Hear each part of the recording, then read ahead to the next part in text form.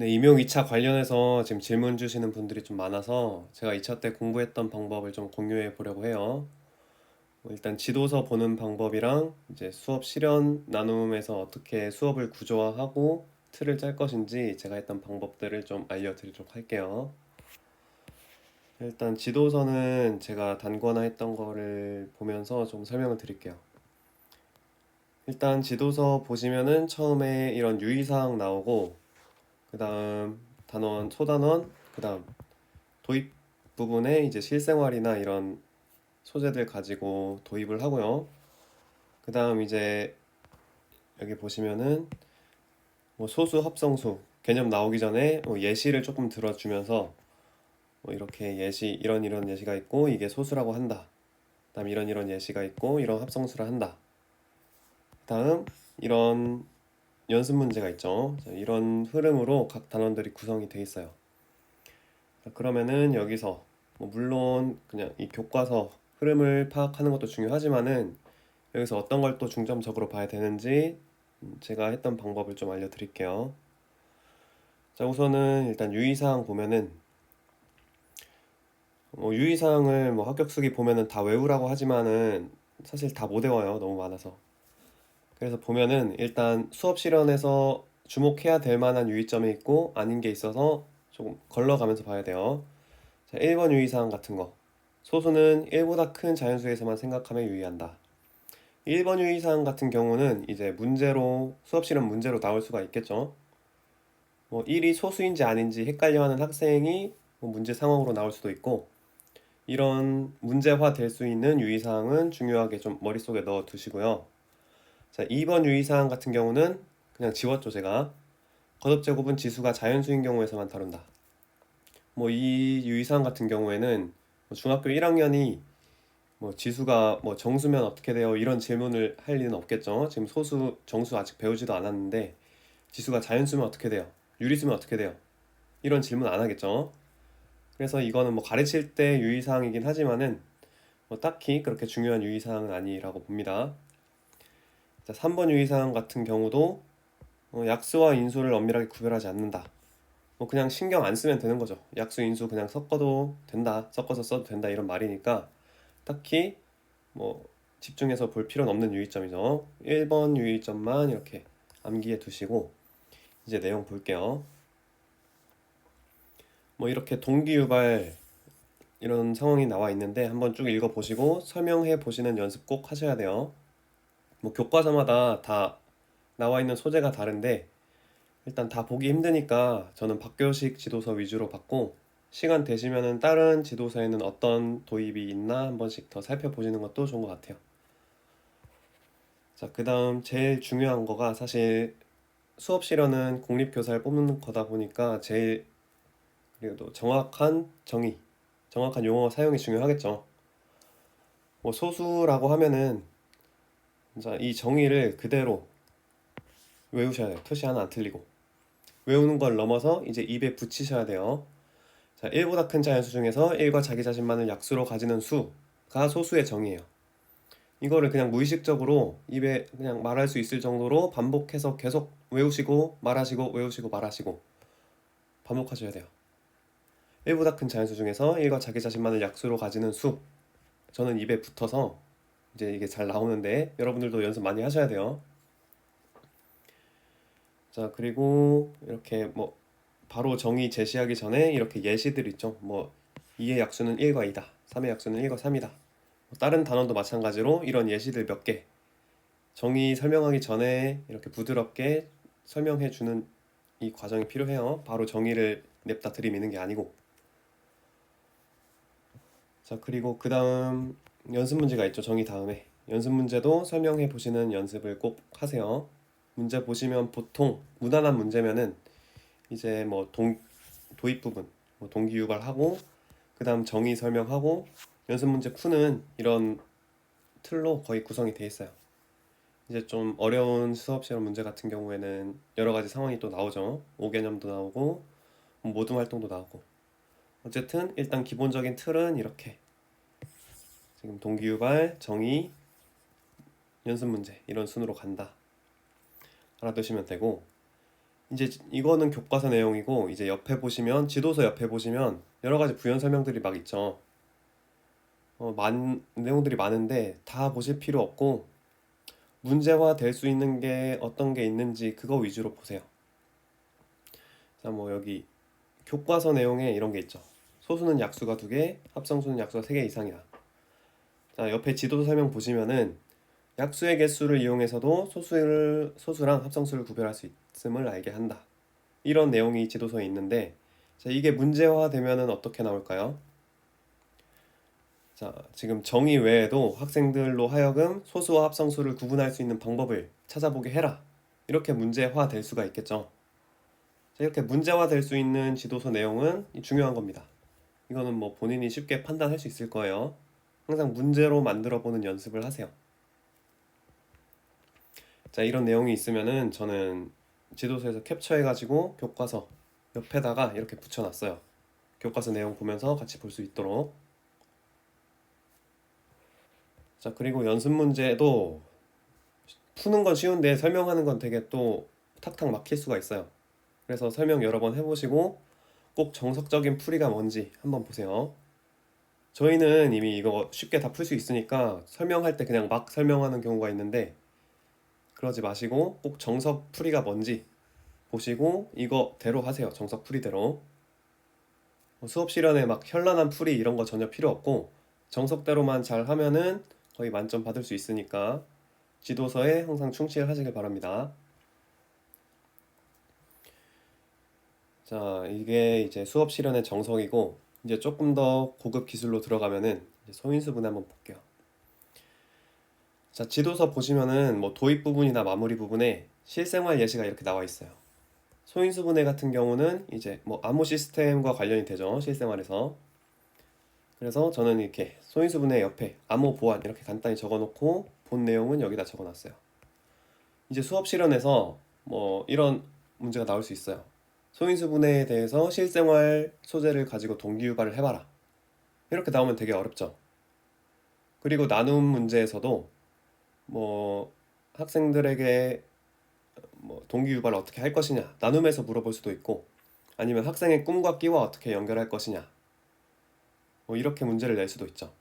이럴 때 실생활 소재가 맞는 키라서 뭐 간단히 소인수분해면 암호 뭐 뒤에 예를 들어서 뭐 최대 공약수면 뭐 단체 판화를 만드는 상황에서 한 변의 길이가 어떻게 될 거냐 이런 실생활 소재가 있고 최소 공배수 같은 경우는 뭐 매미의 생존 전략 뭐 약속 시간 아니면 뭐 과학자가 꾸민 학생의 꿈과 끼와 연결시켜서 태양계 공전 주기 이런 상황도 제시해 볼 수 있는 거죠. 이렇게 될 수 있으면은 실생활 소재 몇 개씩은 머릿속에 넣어 두시고요. 자, 그 다음은 마찬가지로 여기서도 소인수분해 처음에 도입 나오고 이제 소인수의 정의가 뭔지 그 다음 소인수분해가 뭔지 이 순서로 설명하고 있죠. 자, 개념 안에서도 이렇게 위계적으로 나와 있는 개념들이 많아요. 이거 다음에 이거 여기 같은 경우는 소인수 먼저 설명하고 소인수분해 설명하고 있죠. 이런 순서들도 잘 파악을 하세요. 뭐 학습의 위계라고 하죠. 어떤 거 다음에 어떤 걸 배우는지. 그리고 역시 소인수분해 정의가 뭔지 정확히 입에 붙이셔야 돼요. 1보다 큰 자연수를 그 수의 소인수들만의 곱으로 나타내는 것 정확히 외우세요. 그리고 이제 교과서 보시면은 소인수분해 결과는 한 가지뿐이죠. 이것도 이제 문제화 되면 어떻게 될 수 있냐? 뭐 순서를 생각하지 않으면 한 가지뿐인 건데 이제 순서가 다르면은 다른 소인수분해라고 생각하는 오개념이 있을 수도 있고 뭐 이것들이 문제로 이렇게 나올 수 있어요. 나올 수 있는 문제들은 이렇게 정리를 또 하면 좋겠죠. 제가 앞부분은 좀 정리를 해놨는데 뒤로 갈수록 공부할 시간이 없어서 저도 준비는 많이 못 해놨어요. 이건 스터디원들끼리 많이 고민해보시고 공유하면 좋을 것 같아요.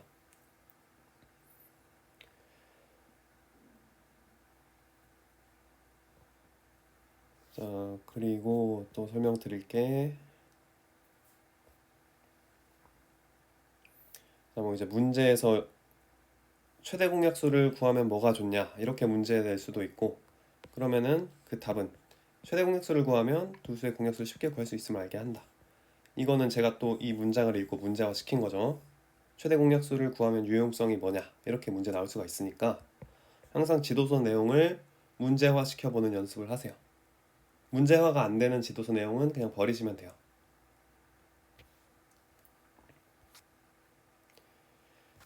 자, 이런 식으로 지도서 내용을 쭉쭉 보시면 됩니다.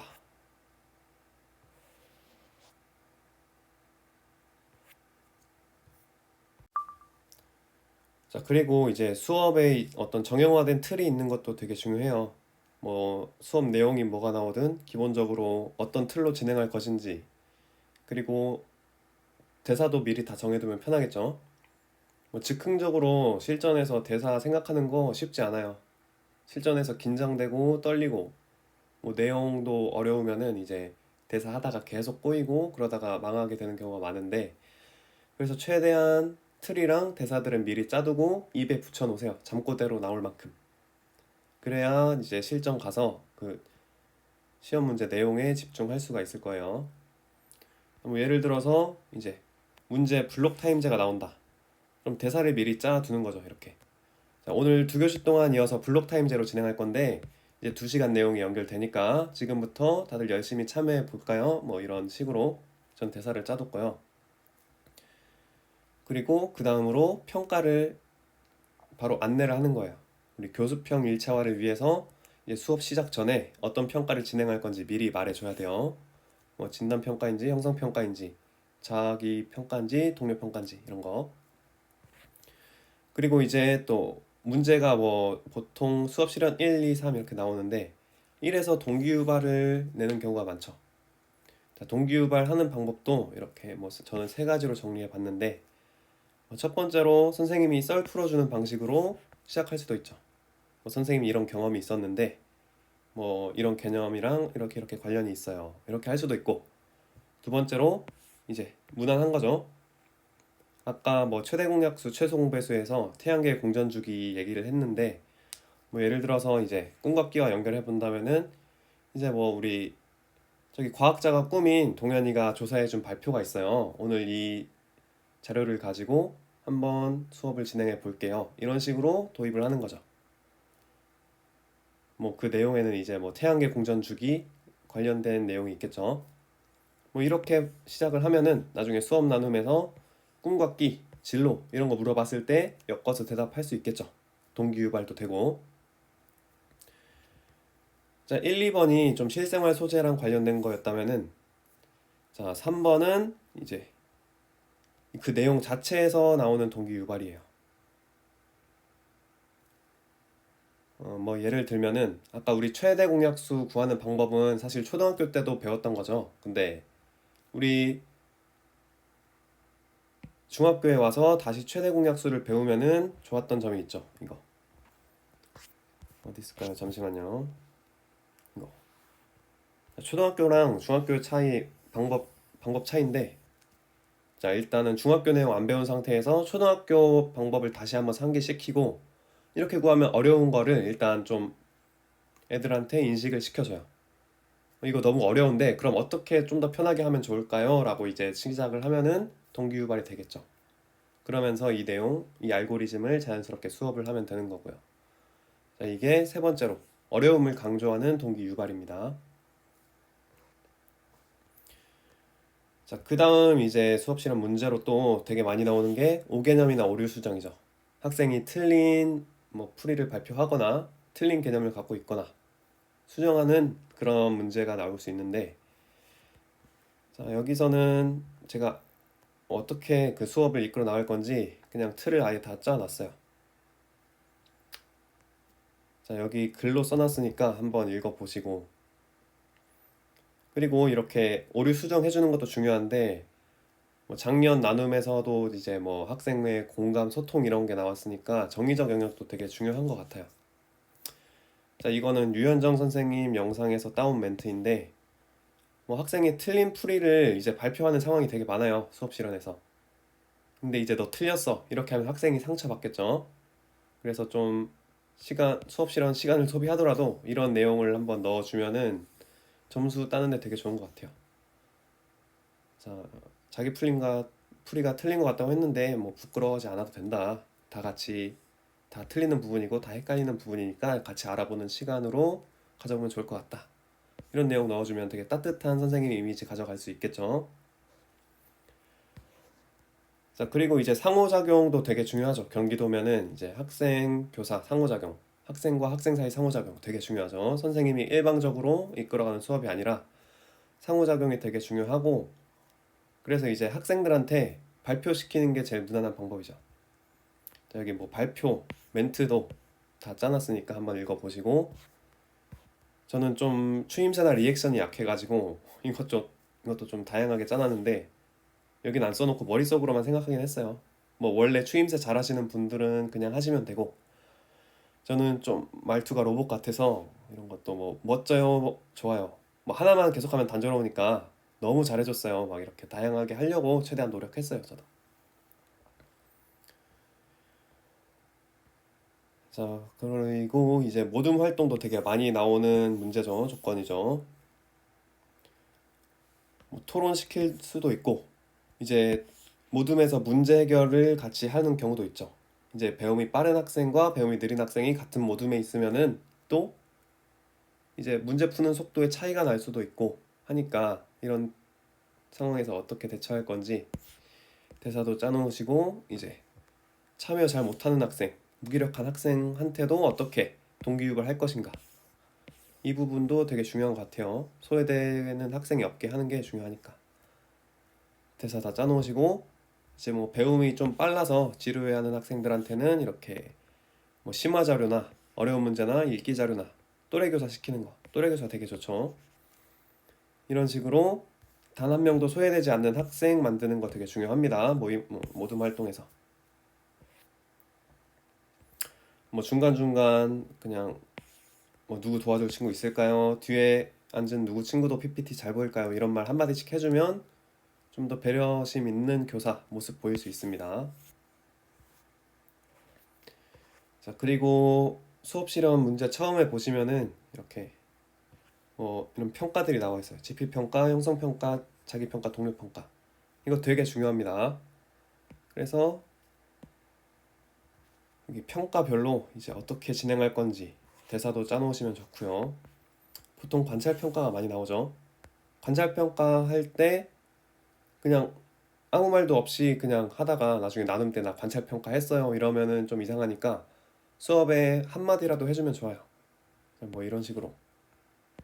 아까 평가를 처음에 예고하는 게 중요하다 했는데, 처음에 이렇게 여러분들이 열심히 수업에 참여하는 멋있는 모습 선생님 수업 일지에 다 꼼꼼히 기록해 둘게요, 이런 식으로 예고를 하고, 그리고 중간에 또 한 번 어디 모드면 되게 활발하게 토론하고 있네요, 선생님이 이 멋있는 모습 수업 일지에 체크해 둘게요.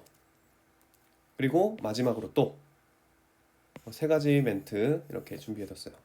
처음, 중간, 끝, 이렇게 수업 내내 지속되는 평가라는 점, 이것도 나눔에 또 어필할 수 있겠죠. 자, 나머지도 어떻게, 자, 이렇게 다 써놨으니까 한번 참고를 하시고요. 자, 나눔도 소재들 미리 좀 준비해 두시는 게 좋은데, 아까 방금 설명한 게 이제 수업 실현 내에서 순차적으로 어떤 틀을 가지고 이렇게 정방향으로 진행할 거냐, 이거를 설명드렸다면은, 이제 나눔 소재를 정하는 거는 나눔 때 답변할 게 있어야 되니까 수업 때 나눔 장치들을 미리 준비해 둬야 돼요. 그래서 나눔 장치들을 미리 수업 실현에 넣어 두는 거예요.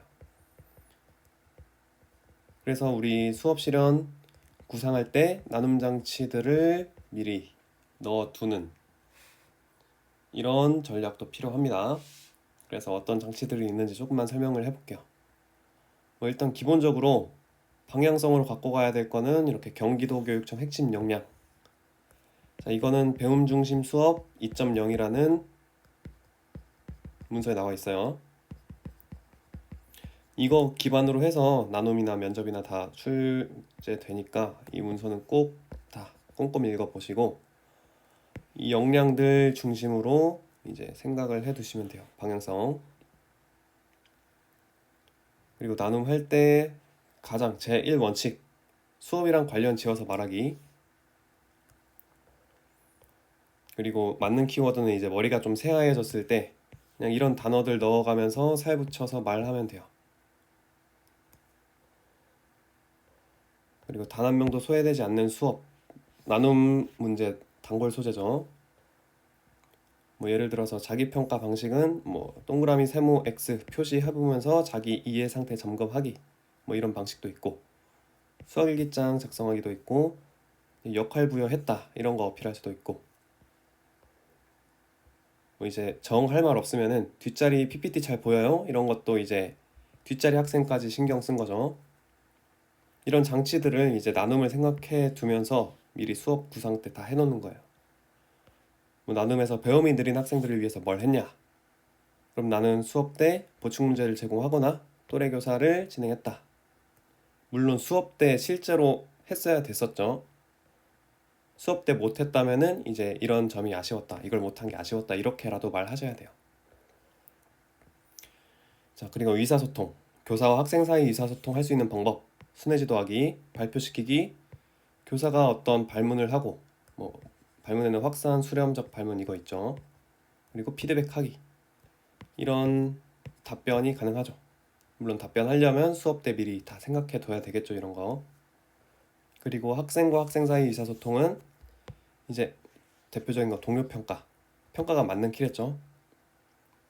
그리고 한 학생이 발표한 내용을 다른 학생이 이제 또 상호작용하면서 수정하고 보완하고 피드백했다. 이런 식으로 진행할 수 있고요. 정의적 영역도 아까 중요하다 했는데 이렇게 읽어보시고요. 정의적 영역은 사실 갖다 붙이면 다 되는 거니까 정의적 영역 반대로 이제 인지적 영역도 물어볼 수 있고요. 인지적 영역 물어보시면은 우리 수학교육론에서 배웠던 내용 많이 쓰시면 돼요. 수교론에서 거의 인지적 내용에 대한 것만 다루죠. 뭐 발문을 통해 스스로 발견하게 했다, 자주적 구성하게 했다 이렇게 대답해도 되고, 아니면 학생이 뭘 이미 알고 있었는데 이걸 바탕으로 또 다른 내용을 이끌어내게 했다 하면은 유의미 학습이 된 거고요. 아니면 뭐 무난하게 문제 해결력, 창의력 길러줬다 이렇게 해도 됩니다. 자, 그리고 노답 나눔 문제 중에 이제 또 어떠한 변화를 주겠습니까? 수업 열심히 했는데 또 변화를 주래요. 이런 문제도 있어요. 그러면은 그냥 뭐 무난하게 뭐 블렌디드 러닝 하겠다, 융합 수업 하겠다, 브레인스토밍 하겠다, 문제 만들기 수업 하겠다, 뭐 이런 거 하시면 되고, 아니면 좀 부족했던 부분들, 수업에서 부족했던 부분들 언급하면서 다음엔 또 이렇게 해보겠다 해주시면 되고요. 온라인 수업은 한창 많이 나왔었는데 이제는 좀 안 나올 것 같네요. 그래도 나오면은 뭐 패들렛, 구글 퀴즈, 지오지브라 뭐 이런 거 쓰시면 되고, 뭐 아까 꿈과 끼는 말씀드렸죠. 이렇게 실생활 소재, 학생이 자료조사한 거, 그리고 그 외에 좀 짜투리 문제들로 이제 전학공 문제 나오고, 오늘 수업 나눔을 해보니 어떠한가 이런 문제도 나오는데, 뭐 이거는 거의 면접 문제랑 비슷하니까 면접 공부하시듯이 미리 짜보시면 됩니다. 자, 그리고 아까 융합 수업 소재, 이거 실생활 소재 준비해 놓으면 다 좋다고 했죠. 실생활 소재 물론 수업도 풍부하게 해주지만은 이제 나눔에서도 융합 수업을 구상한다면 어떻게 할 거냐 이거 되게 많이 물어보죠. 그래서 이런 거 미리 좀 생각해 두시면 좋아요.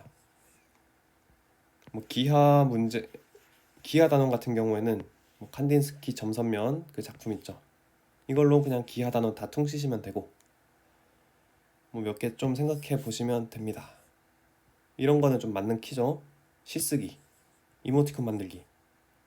위에 이게 정 생각 안 나면은 그냥 국어랑 융합 수업해서 관련해서 이모티콘 만들기 하겠다. 이거는 최후의 수단. 이런 것까지 다 마련을 해 놓으시면은 이제 나눔까지도 모든 상황에 대비할 수 있을 거예요.